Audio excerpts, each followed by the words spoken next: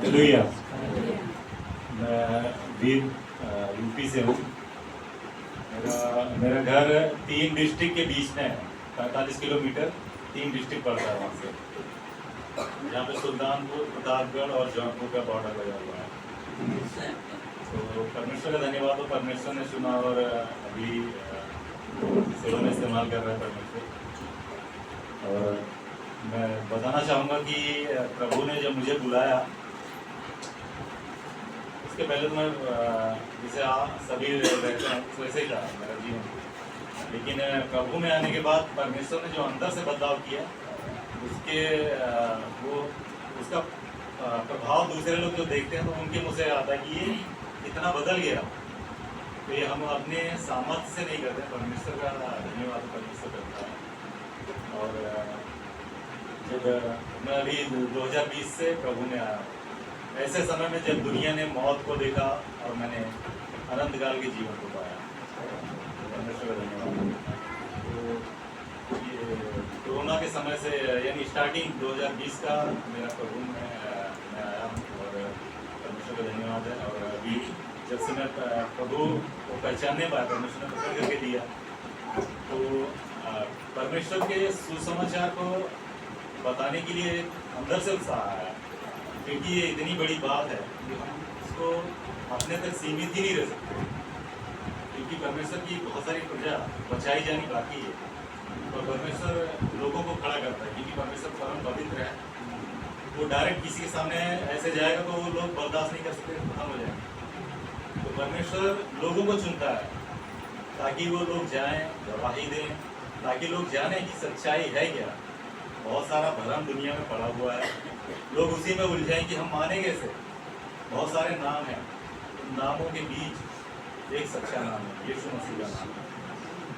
और ये सच बात है, मैंने किसी ने कह दिया और मैंने मान लिया, ऐसा है। प्रैक्टिकली मैंने सब कुछ करके देखा है, क्योंकि मैं शुरुआत से ये विश्वास रखता था कि अगर किसी ने बनाया है तो किसी एक जाति या धर्म का नहीं होगा, क्योंकि हर एक जाति और धर्म के इंसान लोग सभी इंसान हैं और उनका एक जैसे जन्म होना और एक जैसे मौत होना होता है। तो जिसने बनाया है वो एक है। वो एक को मैं नहीं जानता था, लेकिन परमेश्वर ने प्रकट करके दिया, परमेश्वर का धन्यवाद हो। तो 2020 में मेरी बुलाहट हुई और मैं खाली चर्च एक ही बार आया था। उस समय 1 हफ्ते के लिए मुंबई आना हुआ था मुझे, और उसमें परमेश्वर ने कैसे अद्भुत कार्य किया कि मैं एक चर्च खाली संडे का अटेंड किया। उसके बाद जैसे ही मैं वापस वहाँ से गया तो मैंने अपने आप को देखा। मैं पहले ताबीज वगैरह पहनता था, मैंने जब देखा मैं बोला इसको मैं लटका के क्यों घूम रहा हूँ। तो तुरंत मैंने कैंची उठाई और उसको कट किया और कचरे के डिब्बे में डाला। ये चर्च से लौटते ही पहला काम हुआ, धन्यवाद। फिर उसके बाद परमेश्वर के सुसमाचार को बताने के अंदर से उत्साह आने लगा और परमेश्वर ने बहुत सारी अद्भुत गवाही होने दी और साबित किया कि देख मैं गवाही शेयर करना चाहूँगा कि जब मैं यहाँ से यूपी गया तो मतलब एक चर्च अटेंड करने के बाद दूसरे तीसरे दिन में चले गया। फिर वहाँ पे पहुँचा तो एक ऐसा हुआ कि मेरे घर से 3 किलोमीटर दूरी पे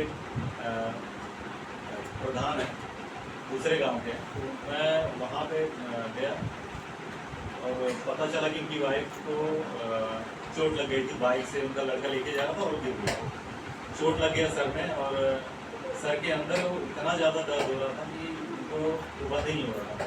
उसको लेकर गए हम लोग बनारस के हॉस्पिटल में BHU में एडमिट किए।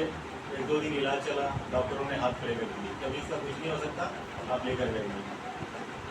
तो उसी बीच में परमेश्वर मुझे उनके घर तक लेकर गया और मैं देख रहा हूँ सब लोग आ रहे हैं, हाथ चाल पूछ रहे हैं, चले जा रहे हैं और मैं बैठा हुआ हूँ। मैं कुछ सवाल भी है मेरे सामने कि ये अदर कास्ट के हैं और अभी उनकी उम्र में और मेरी उम्र में भी फ़र्क है, पता नहीं बात माने या ना माने। फिर भी परमेश्वर की आत्मा ने उत्साह कि तुम बोलो। तो मैंने कहा बोल ही देता नहीं कर रहे।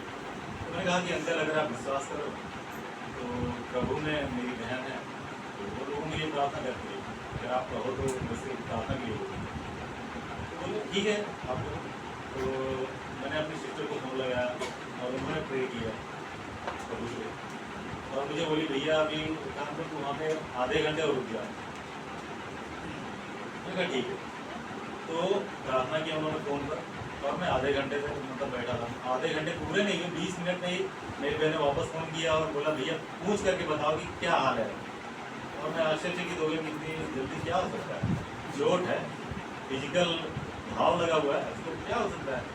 तो मेरी बहन बोला कि मुझसे तो पूछवाया उनसे। तो जब वो आंटी ने बोला कि मेरा दर्द गया अभी, मुझे इतना खुशी हुआ कि मेरे सामने किसी का सोचने वाली बात है, फिजिकल घाव है, सर जमीन पे यानी रोड पर टकराया वो पक्की सड़क पर, और उसके सर के खोपड़ी के अंदर कहीं घाव लगा हुआ है। वहाँ पे कोई डायरेक्ट लेप नहीं लगाया जा सकता, उसको कुछ दबा नहीं सकते हैं, कुछ नहीं कर सकते।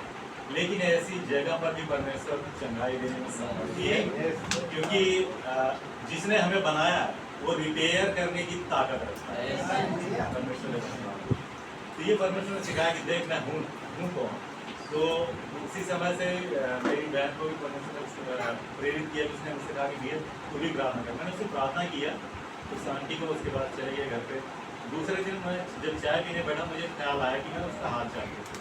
मैंने फ़ोन किया और वो अंकल उठाया और उन्होंने कहा कि भैया आप तो इतनी ठीक हो गई कि मुझे नहीं लगता कहीं किसी डॉक्टर को दिखाने की जरूरत है।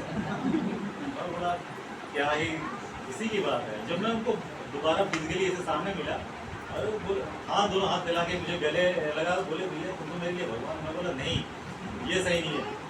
यीशु मसीह परमेश्वर है जिसने ठीक किया, उसको ही धन्यवाद दो, क्योंकि वही योग्य है। हम हड्डी और मांस है, हमें कोई खूबी नहीं, लेकिन परमेश्वर का धन्यवाद है, वो अपने लोगों को इस्तेमाल करता है। तो आप लोग का धन्यवाद हो, ये गवाही आप लोगों ने सुना। तो ऐसी बहुत सारी गवाही परमेश्वर ने बनने दिया। कई लकवे के मारे चंगे हुए और दुष्ट आत्माएं निकाला और सारी चीज़ें गवाही बनी। परमेश्वर का धन्यवाद हो। तो परमेश्वर वो सर बहुत सारी चीज़ें बता नहीं सकते इकट्ठे सब, लेकिन ये है कि बाइबल को आप लोग हल्के में ना लीजिए, क्योंकि वो परमेश्वर का जीवित वचन है और उसको जानने की भी जरूरत है।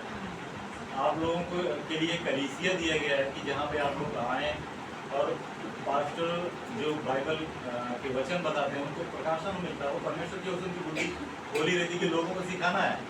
तो वो आपको जो भेद बताते हैं आप उनको गंभीरता से सुनो, क्योंकि हिंदुओं में क्या होता है, जब कोई कुछ मन्नत मांगता है कि हमें किसी मंदिर जाना, तो 5 या 7 का मन्नत या 21 का वो अप डाउन करके चले आते, बोलते पूरा हो गया। लेकिन यहाँ ऐसा नहीं है, यहाँ आपको आना है, समय पे आना है। क्यों आना है? क्योंकि हमें वचन सीखना है। क्योंकि चलना कैसा है, जब पता ही नहीं तो चलोगे कैसे, है ना। तो इसके लिए कलीसिया बराबर आना है, क्योंकि हम प्रभु के लिए जा रहे हैं। कई बार होता है कि शैतान ऐसे व्यस्त करता है, अरे अभी तेरा ये काम बाकी है, ये काम बाकी है, ठीक है, ये संडे नहीं किया, अगले संडे चले जाना। तो ये सोचो तुम्हारा कितना कीमती समय निकल जा रहा है। क्या हम अपने जीवन से उस परमेश्वर के लिए 1-2 घंटे का समय नहीं निकाल सकते? जैसे हमारे पास खाना खाने का समय है ना, टीवी देखने का या मोबाइल देखने का समय है, पढ़ाई करने का समय है, तो क्या हम अपने समय को इस तरह से आगे पीछे करके अपने लिए वो समय नहीं निकाल सकते कि हम परमेश्वर की उपस्थिति में जाके बैठे, प्रार्थना करें और वचन सीखे परमेश्वर हमसे क्या कहना चाहता है। वो परमेश्वर जिसे जो परम पवित्र कहलाता है, जो सर्वशक्तिमान है, जो अचंभित कार्य करता है, लेकिन उसे काम करने का तरीका भी अलग है। वो सब पता कैसे चलेगा जब तक आप लोग बाइबल को पढ़ोगे नहीं, सीखोगे नहीं, पर्सनल संगति नहीं होगा तो कैसे सीखोगे। तो आप लोगों को सीखना जरूरी है, प्रार्थना जरूरी है, मसीही लाइफ में प्रार्थना जरूरी है, मिलकर संगति करना, मिलकर आराधना करना बहुत जरूरी है। साथ ही साथ पर्सनल एक समय आप अपना ऐसा निकालें कि मुझे परमेश्वर के साथ में बैठना है, मैं और मेरा परमेश्वर, अदर कोई नहीं। कि जब हम लोग उसके संपर्क में आएंगे, देखो परमेश्वर ने, देखो जब हनोक उसके साथ साथ चलता है तो परमेश्वर ने उसको क्या किया, उसको बोला कि मैं तुझे मृत्यु का स्वाद चखने नहीं दूंगा। उसने उसको बोला, क्या सौभाग्य, वही परमेश्वर हमारे साथ है। तो आप लोग गंभीरता से लीजिए परमेश्वर भी, क्योंकि अंत का समय नजदीक है, घटनाएं बता रही हैं, समय करीब है प्रभु के आने का। तो इसमें अभी तैयारी कितनी है हमारी और आपकी तैयारी कितनी कि हम प्रभु के साथ जाने वाले हैं? तैयारी कितनी है? दुनिया को तो पता ही नहीं, वो मारने काटने और लड़े झगड़ने में लगे हुए हैं, उसी में पड़े हुए हैं। लेकिन एक मसीही व्यक्ति क्या कर रहा है, उसकी तैयारी कैसी है? उनको जैसे कि हम एक मसीही में आते हैं, कई बार हमको कई लोगों ने सवाल पूछा कि भाई ये बताइए, मैं तो मसीह में हूँ, मेरे घर में नहीं मानते, अभी क्या करें? तो समस्याएं, वो समस्याएं झेल रहे हैं। मैंने उनको ऐसे बोला कि देखिए, आपने मेंढक को देखा है, मेंढक को एक तराजू के पलड़े में अगर तौलना हो ना तो मुश्किल काम है, क्योंकि अगर एक को रखोगे तो 4 कूद पड़ेंगे। तो इसीलिए एक परिवार में एक जन को परमेश्वर ने चुना क्यों? कि उसका काम है, तुम अपने परिवार से प्रेम करते हो, तुम नहीं चाहोगे कि ये लोग इधर ही छोड़ जाएं, परेशान हो, नरक जाएं। हर कोई चाहेगा मैं, मेरा परिवार भी प्रभु के साथ हूँ, आनंदित हो वहाँ पे। करना क्या है? अपने परिवार के लिए भी आप खुद प्रार्थना करिए, आप उनके लिए प्रार्थना करिए जो अभी भी विश्वास में नहीं है, कि प्रभु आप उनकी बुद्धि खोलें, उनके ऊपर जो भी अंधकार ने पर्दा डाला है वो पर्दा दूर करिए प्रभु। तो जब आप प्रार्थना करेंगे, आपकी जिम्मेदारी है, और अपने सभी मसीह भाई बहनों के लिए भी प्रार्थना करें, पास्टर के लिए प्रार्थना करें, कलीसिया के लिए प्रार्थना करें कि ऐसे सताव के समय में भी जो है कि मसीह का संदेश फैले और ज़्यादा से ज़्यादा लोग बचे, क्योंकि हम अपने मसीह भाई बहनों को बचाना चाहते हैं। और परमेश्वर भी यही चाहता है, इसी उद्देश्य से सभी को बुद्धि खुला प्रभु में बुलाया।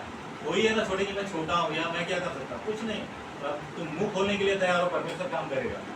सुसमाचार बोलो, कोई जरूरी नहीं कि डिग्री वाला ही बताए तो सुसमाचार फैलेगा, ऐसा नहीं है।